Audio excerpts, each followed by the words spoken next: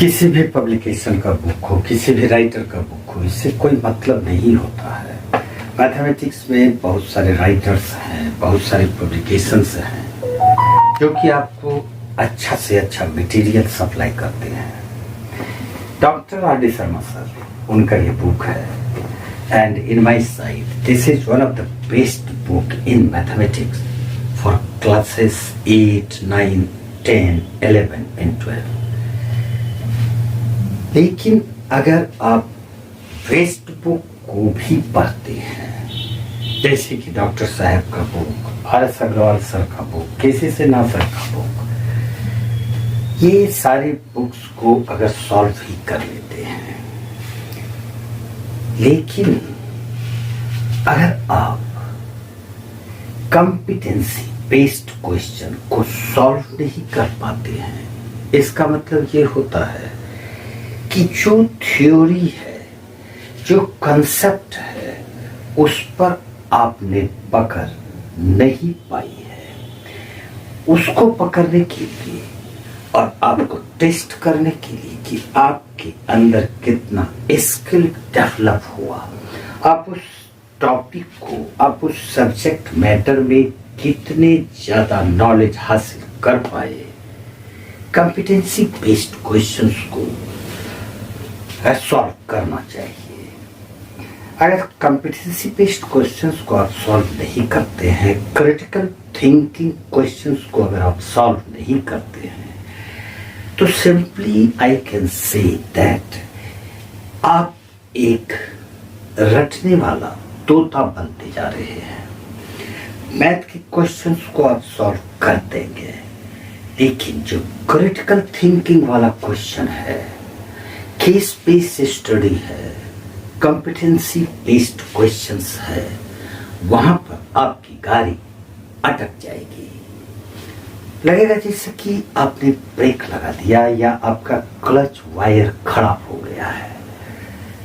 इसलिए हम अक्सर कॉम्पिटेंसी बेस्ड क्वेश्चन पर डिस्कस करते हैं, राजेश ट्यूटोरियल्स और मेरा दूसरा चैनल सानवी क्लासेस। मैं कोशिश करता हूँ कि बच्चों को हर मटेरियल सप्लाई करूँ। अगर आप नए होते हैं तो आप मेरे सारे वीडियोस को देखिए, आप देखेंगे कि मैं हर तरह के डिफरेंट क्वेश्चन को तैयार करता हूँ। जिस दिन मैं फ्री रहता हूँ, मैं बैठता हूँ 1-2 घंटे और अच्छा से अच्छा क्वेश्चन ढूंढने का प्रयास करता हूँ। आज का जो क्लास होगा एक कॉम्पिटेंसी बेस्ड क्वेश्चन पर है, यानी कि क्रिटिकल थिंकिंग पर बेस्ड ये क्वेश्चन है। इस क्वेश्चन पर हम डिस्कस करते हैं। क्वेश्चन थोड़ा लंबा है, इसलिए मैं पढ़ता हूँ उसको। n² + 3n - 4 n² + 3n - 4 can be expressed as a product of only two सिर्फ 2 प्राइम नंबर्स, यानी कि 2 प्राइम नंबर्स के फैक्टर के रूप में हम इसको एक्सप्रेस कर सकते हैं। Where n is a natural number, लेकिन n² + 3n - 4 में n नेचुरल नंबर है। ये 1 होगा, 2 हो सकता है, 3, 4, 5 कुछ भी होगा, लेकिन 0 नहीं होगा।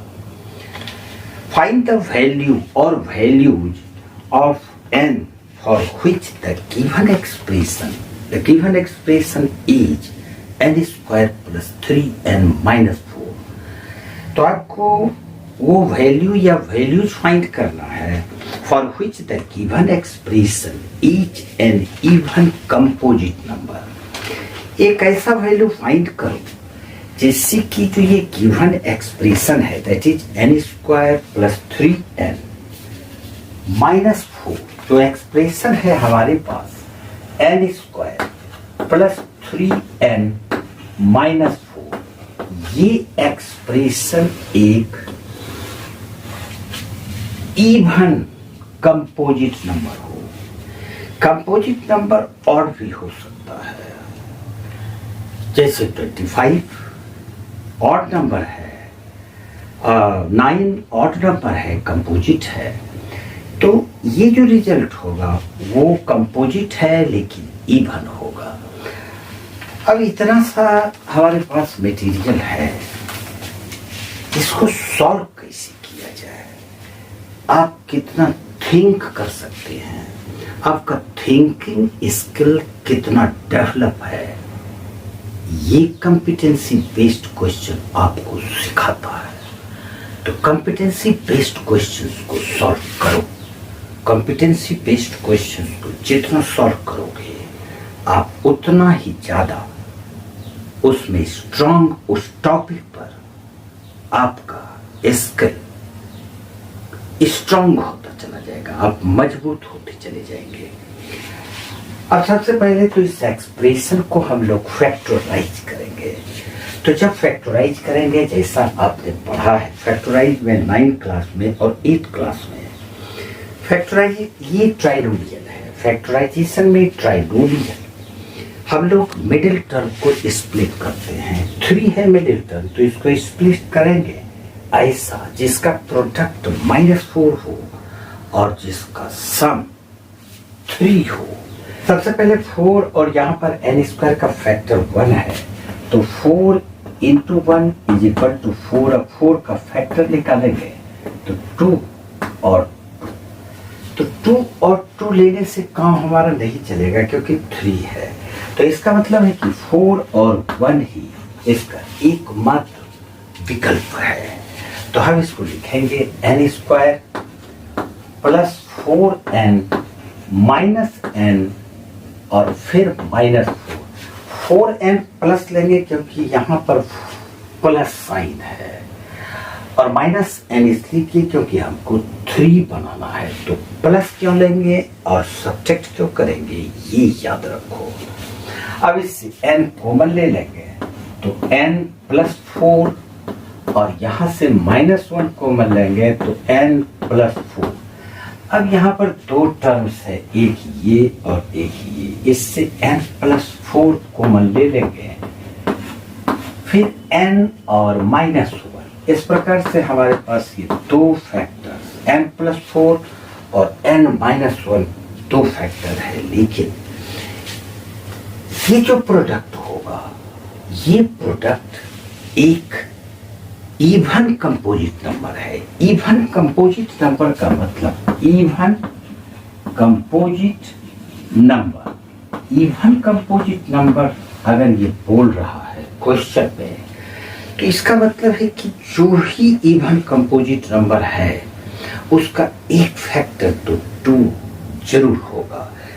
किसी भी कंपोजिट नंबर को लो जो कि इवन है, उसमें एक फैक्टर 2 अनिवार्य है, कंपलसरी है, होगा ही। इसका मतलब है कि ये दोनों का प्रोडक्ट में एक नंबर 2 जरूर होगा।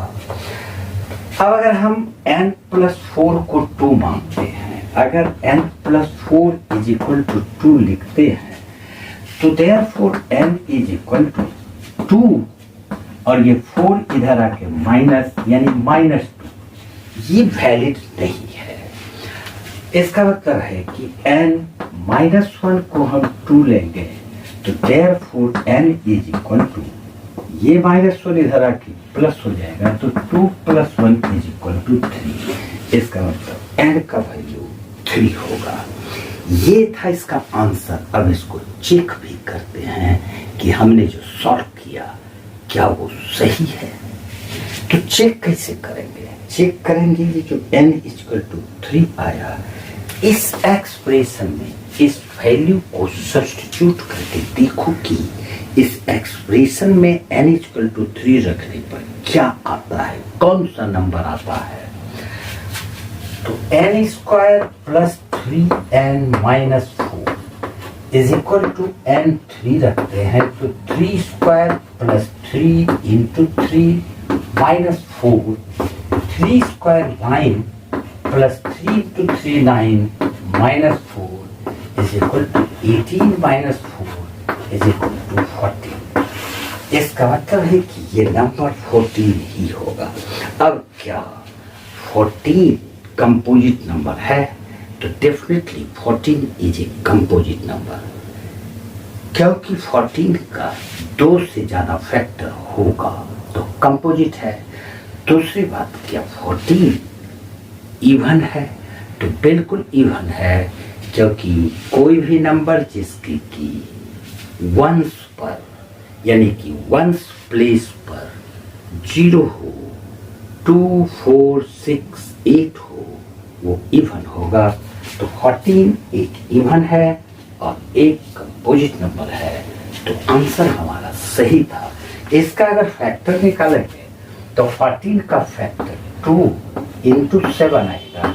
इस फैक्टर में क्वेश्चन में भी कहा जा रहा था ये नंबर एक कंपोजिट नंबर है और ये दोनों जो इसका फैक्टर होगा वो दोनों प्राइम नंबर्स होगा। तो 2 भी एक प्राइम नंबर है, 7 भी एक प्राइम नंबर है। इस प्रकार से आपने जो सॉल्यूशन पाया उसमें आपकी क्वेश्चन की सारी कंडीशन को फुलफिल करता है, इसलिए इसका आंसर n = 3 हो।